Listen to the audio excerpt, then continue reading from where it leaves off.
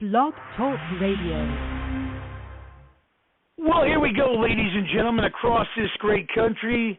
Welcome to the Tuesday version of Cleveland, Ohio. It's the American Sports History Podcast, hosted by my good friend. He's a mentor, he's a brother, Peter Ray. Yours truly, Mark Mancini, producing 347-205-9631. Catch the archive on blogtalkradio.com/Mancini Sports. Podcast platforms powered now by Mancini Media. Without further ado, let me lay the red carpet completely out, a little longer than the Grammys. Put the podium in its place and hand over the mic. First of all, Peter, how are you? Second of all, how can people get a hold of you? Third of all, a great guest trekking her way across the country, somewhere now in Alabama. Hi, Mark. I'm doing well. I have a YouTube channel. It's my name, Peter J. Ray, R-E-A. I have a website. It's called Adventures in History with Peter J. Ray at peterjray.com. You're absolutely right about our guest tonight. We're going to be talking baseball now. With if you're a baseball fan, you go to the game. It's sort of very relaxing, and you can have a good time. Now, if you're a player, you got to really pay, especially if you're the pitcher or the catchers. Really are the guys who have to really be on the ball and are very active. But we're going to talk to a gal tonight who's an umpire, who has 40 years of experience as an umpire. When you think about it, the umpires are the ones, especially the home plate umpire, are the most active because they have to really perform. They have to, every pitch, it's got to be a ball or a strike. If the ball's in play, it's got to be, was it an out or was it? And so all this, so it's really it's wonderful to have her on the show tonight, a woman with 40 years of experience as a baseball umpire, high school, college, MLB spring training games. She's a Jeopardy champion, grew up in New York City, Florida resident. Welcome to the show, Perry Barber. Hi, Peter. Thank you. Hey, you left out that I was the opening act for Bruce Springsteen and Kinky Friedman and the Texas Jew Boys. So... Well, tell us about that. Well, in what I call my sordid past, I was a musician before I was an umpire or had any inkling that my life would take a rather sudden and unexpected turn at age 27.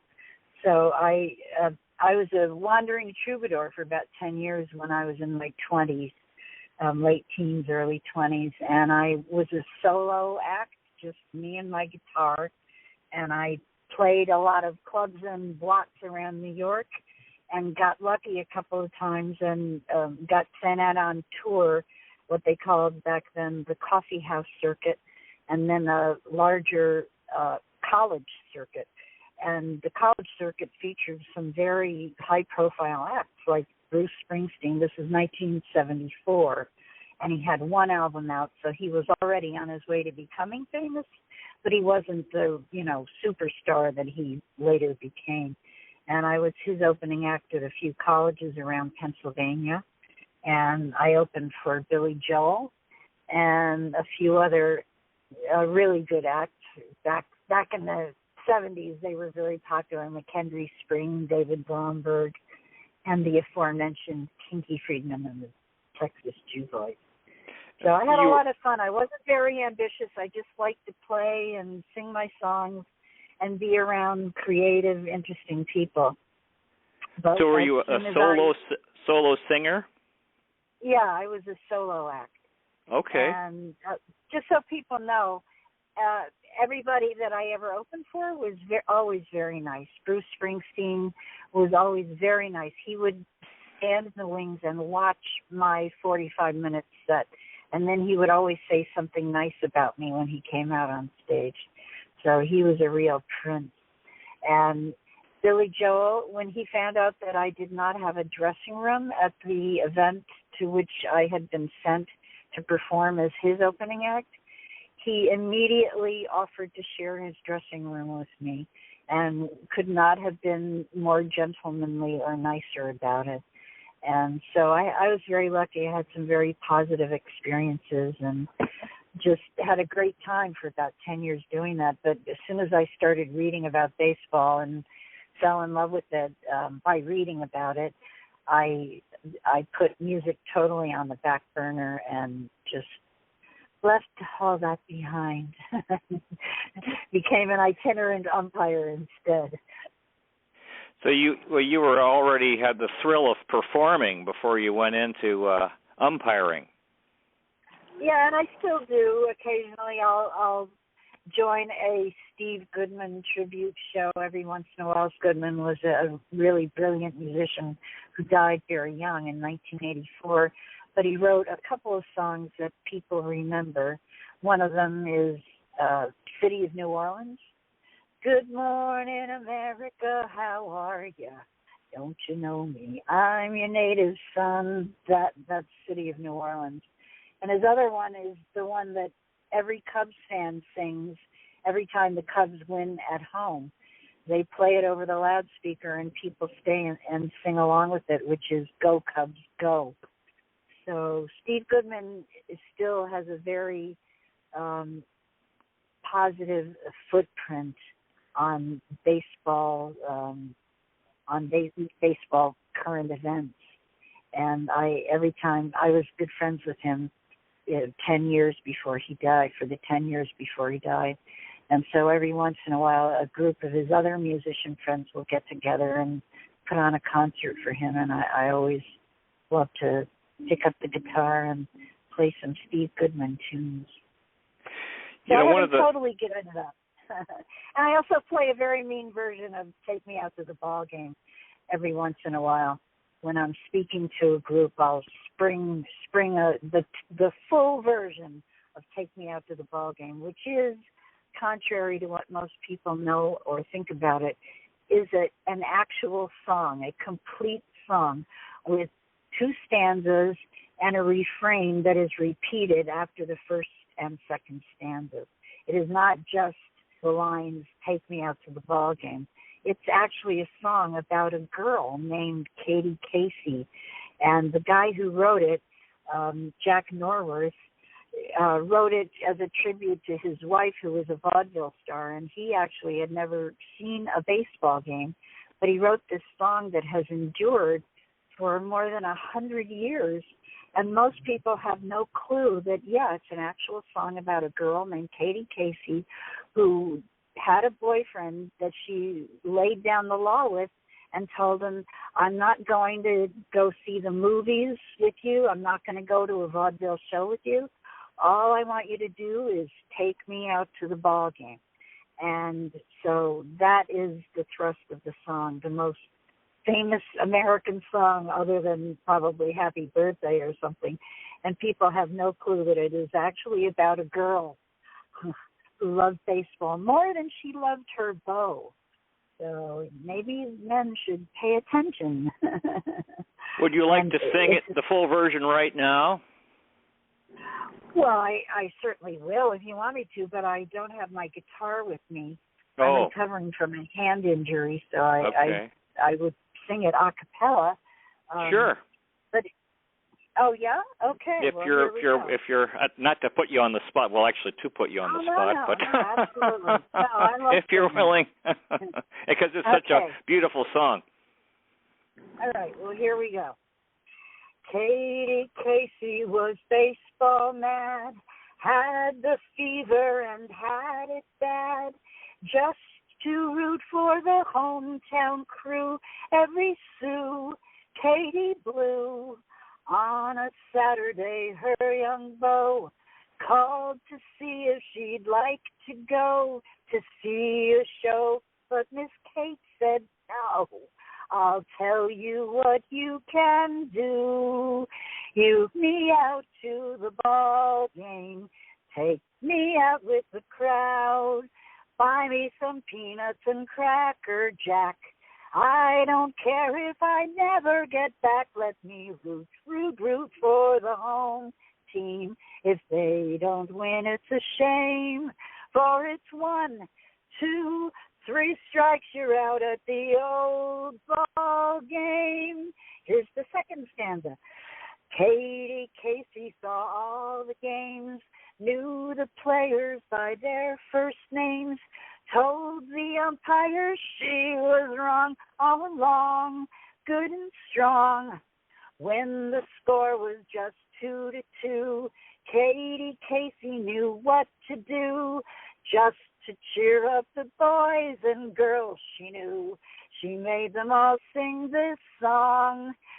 Take me out to the ball game, take me out with the crowd, buy me some peanuts and Cracker Jack.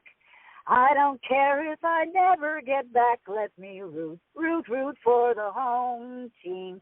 If they don't win, it's a shame, for it's 1, 2, 3 strikes, you're out at the old ball game.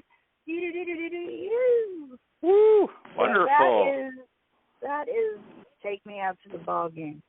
Oh, Lyrics well, by Jack Narworth and music by Albert von Tilzer. And it was actually, there is a character in New York City history named Trixie Fraganza, if you can believe that name, who is intimately involved with the history of that song. And anybody that is interested should Google Trixie Fraganza or Take Me Out to the Ball Game to get the backstory about that, because it's really incredibly fascinating.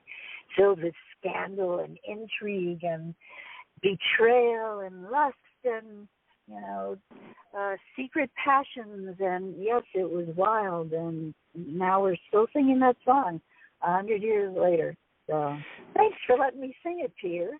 Oh, well, it's such a wonderful song. It's nice to hear the whole version, and of course, we all love the song. We've heard it so many times, and it's it's part of our identity as the American people, and especially as baseball fans. I know. I mean, you hardly ever hear the complete version.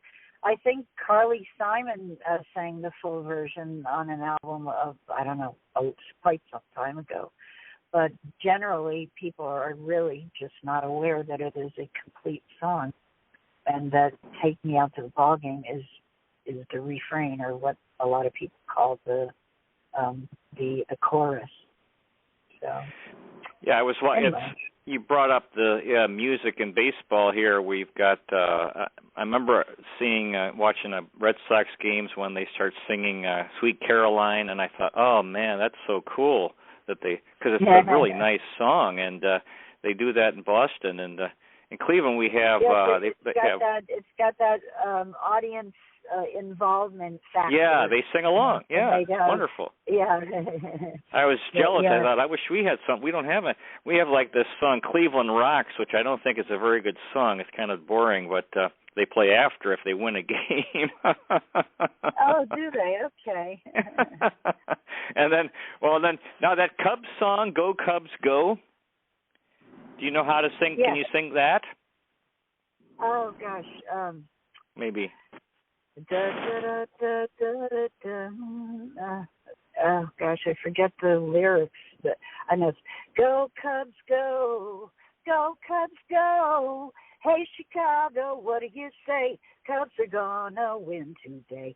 Go Cubs Go, Go Cubs Go. Hey Chicago, what do you say? Cubs are gonna win today. They got the power, they got the speed to be the best in the National League. Da da da da da da da da da da da da da. Let me hear you say, "Go Cubs, go!" And everybody in the stands sings the whole thing. It's great. And if you listen to the Cubs games on the radio or on MLB audio or whatever feed that you can, you'll hear them at the end of every game that the Cubs win when they're home. It's great. I love doing that. Steve Goodman was just a brilliant songwriter, very underrated. And after the Cubs beat Cleveland in 2016, I saw on TV, I think they had a barbershop quartet with 4 of the players, and I think Bill Murray and singing it. And I think it's the first time I'd heard. I thought, oh, that's pretty good. It's a nice. I have a vague recollection of that. Yeah. It was nice. Now, one of the coolest things I think umpires do is the called strike three. Now, do you have the exaggerated where you pull? I mean, is it a standard thing where you sort of shift your whole body and pull your right arm to the side and then punch? Do you like to make a dramatic call with that? Basically, I'm a no frills kind of umpire. Most umpires are inculcated with the idea that we do not want to draw attention to ourselves, because when people start paying attention, it's usually because we've done something wrong. So I'm pretty old school about that. I don't like to draw attention to myself, but I do have individual, quirks in my mechanics, and calling a third strike a called third strike. I have my own style, which is generally to take a step back and do what's called a punch-out kind of a motion and, right. Say strike three. So it's very emphatic, and everybody knows, that's a called third strike, and there's no mistaking what it is. So that nobody thinks that, the girl doesn't know how to call a third strike. Now, when you throw a manager out of a game, do you make the exaggerated toss like you'll see on TV, or do you again take it more subdued? I have a feeling you're dancing around a question, which is, do I do things the way the guys do? And my answer to both your question and the one that I just posed is yes. I do most things exactly the way the guys do, but there are a few things that I don't do at all the way the guys do. And most of them involve going to bars, getting drunk, women, having promiscuous sex, and showing up hungover to a game. So other than that, I do my punch-outs, my whackers at first base, the way I call box. I'm very fortunate in that right away at the very beginning of my umpiring career, I went to professional umpire school. I went to the Harry Wendelstedt Umpire School, which at the time was in Daytona Beach, Florida. And I went 4 years in a row, which is very unusual. Most umpires go once, and if they don't get a job in professional baseball, they don't come back. They just go home and umpire high school and college, which is what I did. But I kept working, and I went back to school because I had a lot to learn. I was very new to baseball as well as to umpiring. I had only started learning about baseball in 1978, really, when I started reading about it in response to a friend of mine who was always challenging me to baseball trivia because he knew I had been a Jeopardy champion when I was 19 years old on the original version of Jeopardy with Art Fleming and Don Pardo as the announcer. So I was sort of scarred for life by that experience because people always wanted to, prove that they were better at trivia than I was.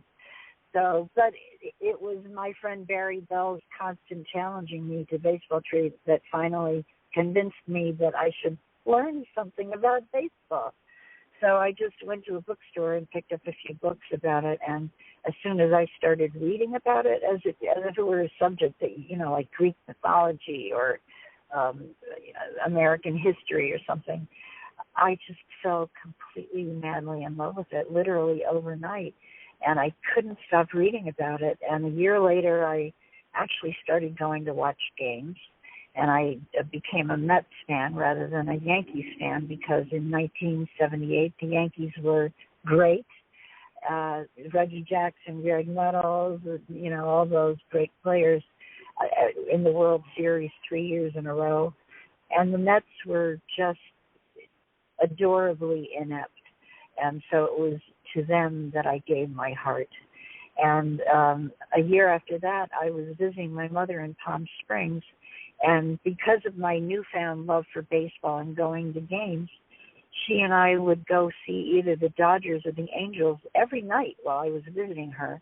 And because I led such a profligate lifestyle, I didn't have a real job, I would go visit her and stay for weeks, sometimes months at a time. And every night, literally, we'd go to the Dodgers or the Angels. And so she got this brainstorm that I wanted to be an umpire. And she sort of connected some dots that I don't think I ever would have if she hadn't done it for me, and showed me an ad in the local paper, Desert Sun, for a Little League that had placed an ad looking for umpires for their season that summer of 1981. And that, if you remember, it was the summer that all the major league players went on strike for almost 2 months. And so I started umpiring Little League Baseball out in California that summer of 1981. And right away was not generally greeted with great enthusiasm by the parents of the little darlings whom I, was calling out on strikes and, missing easy calls on. But there was something about being confronted with, real verbal aggression and sometimes even the threat of physical harm or something, because Little League parents can get very excited, and it was definitely my baptism by fire. But there was something about the experience that was so unusual and different to me than anything I had ever experienced while I was growing up in New York, which in this sort of privileged Upper East Side upbringing with my twin sister and our brother, and we went to private school, and we were debutantes, and, people petted and praised me and my sister all the time and told us we were wonderful and charming. And being out there on the ball field umpiring this Little League game, I got smacked upside the head with the reality that does not work on a baseball field, and that I had to learn literally overnight how to step up and take charge so that the game didn't quickly descend into chaos, which is what happened in my first game. It literally descended into chaos. But something about the experience did not deter me. It challenged me and interested me and made me want to get better, because I knew that I could if I just, gained experience and got taught by the right people. So the very next January, I signed up to go to professional umpire school, and I convinced my twin sister to go with me, thankfully, because we were, of course, the only two women in the class of 150 or more men.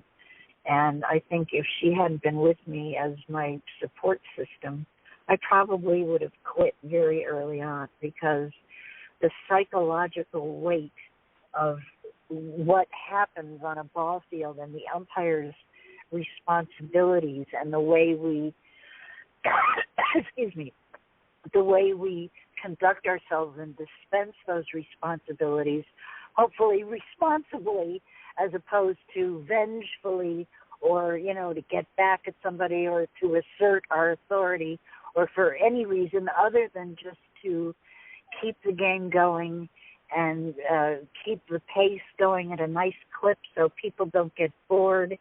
And there's a lot about umpiring that I call them the invisible aspects of umpiring that are way more important than just calling ball, strike, fair, foul, safe, out. And it's what an umpire brings from his or herself to the management of a baseball game. And it starts from the moment we walk out onto the ball field, conduct the home plate meeting. I always had to be very careful right from the get-go not to present myself as anything other than all business, no nonsense. These are my boundaries. This is what I expect from you, and this is what you can expect from me. Because I did not want anybody misinterpreting my reasons for being out there. And generally, early on in my career, when I was still young and kind of cute, I faced all kinds of accusations, well, you're only out there looking for a husband. Yeah, right. Like, I'm looking for a husband among umpires that will not make any money for the first 10 years of their pro career, if they're lucky, if they last that long, in a very slim hope that they'll ever call a major league game.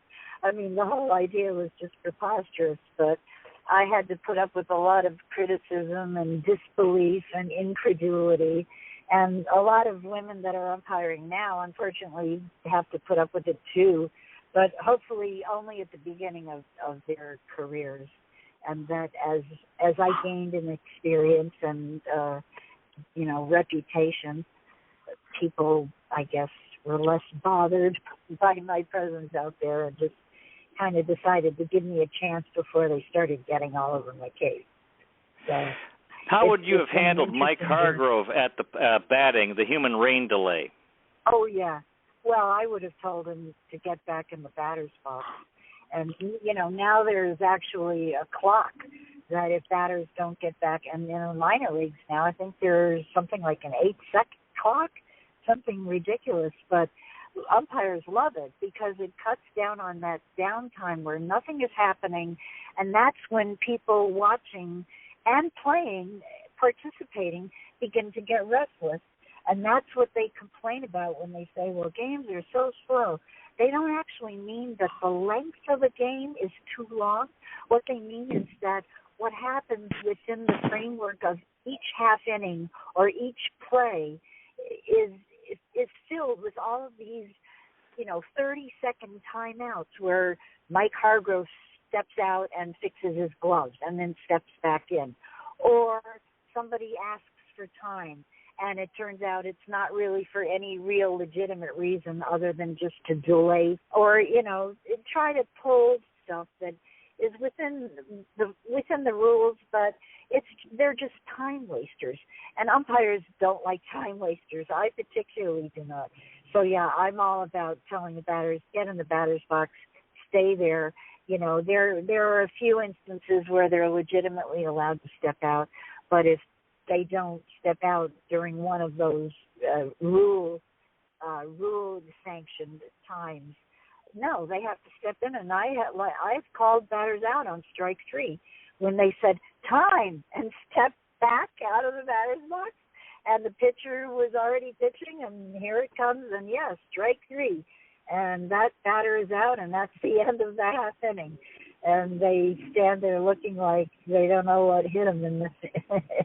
But that's the rule. And actually, the batter's box rule has been there for 20 years. And to me, it's the single most important and significant rule that cuts down on the duration of a ball game because of the fact that it accelerates the pace of play within that half inning. It keeps things moving. There's not that much dead time when nothing's happening. Your heart's not pumping. You're sort of losing interest. You're looking at your phone. No, baseball, it should keep people engaged and interested and challenged and looking at everything and learning from everything. And that, to me, is the beauty of watching a baseball game and participating, is that there is always something really valuable to learn from it, even if you lose or even if you make a bad call, which, hey, we all do once in a while, except for me. I never make a bad call, ever. So, now, if MLB was feeling pressure to have a female umpire, you have said that you are not, you're not, that's impossible for you. But let's assume, using our imagination, that they said we got to have a woman umpire, and then you somehow had a connection with an owner or whatever, and they said, listen, she's got 40 years experience, not in the minors, but she's called MLB games and spring training. Let's assume that they said, we want you. Okay, Perry, could you do it? Could you umpire an MLB game? Oh, that's that wrinkle in time. Yes. Could it happen? If it happened that way, I certainly would not turn down the opportunity, and I have every confidence that I would do a pretty good job because I've been umpiring Major League Spring Training for 35 years, and granted, a regular season Major League Baseball is a little more stressful, shall we say, than spring training, but like I said, I have enough confidence in my competence and proficiency at this point, and I think have solidified enough of a reputation among people that would be less opposed than perhaps surprised to find mostly that I'm still alive and still umpiring, maybe, because 40 years is a long time. And, when I think about things the way they were back in 1982 and even before that, when there were already 3 women that had worked as umpires in pro ball before my sister and I went to umpire school, and what it was like for them and the horrendous treatment that they received, and how they were basically just thrown to the wolves and left to, dangle in the wind to their own devices, and just treated very shamefully by minor league baseball. And when you say put pressure on Major League Baseball, I'd like to think that Major League Baseball could apply the pressure on minor league baseball to say, hey, you already have 2 women in minor league baseball for the last 4 years. What's the holdup? Let's get them up to AAA. But that's not happening. And that's because baseball, I think, is very wedded to its old ways of doing things, always has been. It has never been a social leader in any sense of the word. It has always been a follower, particularly when it comes to social justice issues. There's no getting around that. And this is one of those issues where they're perfectly content to just let it play out. And in the meantime, they can parade this lengthy procession of exactly 8-9 women who have umpired professionally in the last 50 years and say, see, we're not standing in the way, and which is right. That's absolutely true. They're not. The resistance, thankfully, has dissipated for the most part. But what they're not doing is being proactive. They're not being proactive about going out and seeking out viable, ambitious candidates who want to go down that path, who are willing to devote themselves to the 6 to 8 years it takes to develop the experience in the minor leagues to even have a shot at a major league assignment. And it takes a very unusual person to want to do that, male or female. And the fact that women have been shut out of that equation for so long has always just really burned my tuchus. And the schools are slowly approaching the realization that, they do send supervisors out to conduct these free clinics where women have gone and have earned scholarships, and that's actually how the 2 that are now active, or hopefully will be when minor league baseball resumes in May or whenever it is this year, or developmental baseball or whatever it's called now. And there should be 2 more who actually went to umpire school last year and got jobs, but of course because of the pandemic last year never worked a day of their first professional games yet, but hopefully they will. So we'll have to see about that. But there are women in the pipeline, but it would be so helpful for major and minor league baseball to just invest a little bit of money in sending out somebody to recruit women potential candidates for umpire school, going to the college athletic programs, basketball, swimming, lacrosse, field hockey, whatever, the athletes that are aging out of college athletics, and saying, look, if you want to stay active in a sport, here's an opportunity for you. Come to our clinic. We'll give you a scholarship to umpire school, which is very expensive, by the way. So scholarships are really excellent draws to go to school.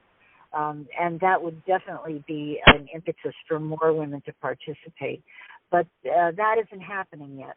So I'm, trying to, keep raising the alarm and putting it out there that, women, now that we are no longer actively being kept out of the pipeline, this is an opportunity that will be fun, challenging, maybe not rewarding in terms of monetary wealth, but in terms of emotional growth and the chance to travel and learn how to conduct yourself among different cultures, different geographical regions.